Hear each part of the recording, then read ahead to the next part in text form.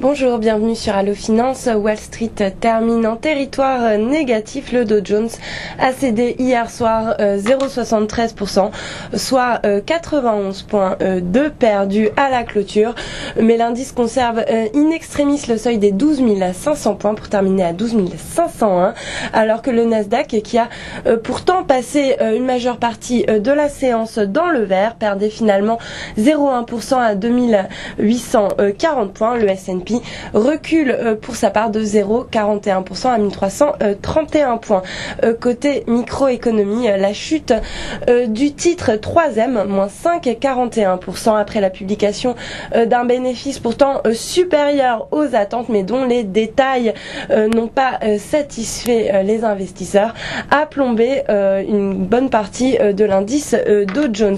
Quant aux places asiatiques, elles évoluaient ce matin en ordre dispersé dans une ambiance toujours prudente et un petit peu nerveuse sur fond d'incertitudes persistantes à propos du relèvement du plafond de la dette aux États-Unis. Tokyo perd 0,5% à 10 047 points. Shanghai en revanche s'adjuge 0,74%. Taïwan plus 0,26%. Singapour moins 0,15%. Sydney moins 0,55%.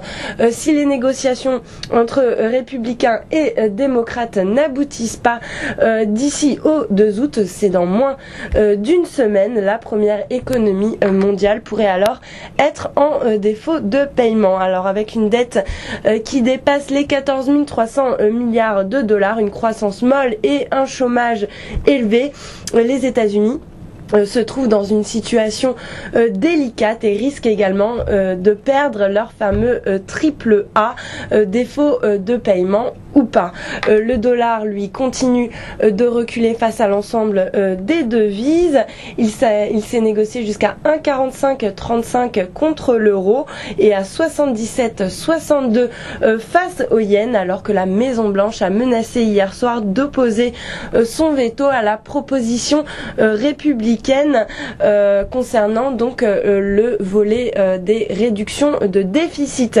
Les investisseurs se sont donc réfugiés vers les classes d'actifs les plus sûres et notamment l'once d'or qui a vraiment la cote en ce moment puisqu'elle grimpe de 0,47% pour inscrire un nouveau record à 1624 $ l'once. Du côté de la préouverture en Europe, le rouge devrait rester d'actualité à l'image du marché parisien attendu en baisse de 0,45% dans les premiers échanges pour ouvrir autour des 3775 points. Voilà pour la préouverture. Excellente journée avec nous sur Allo Finance.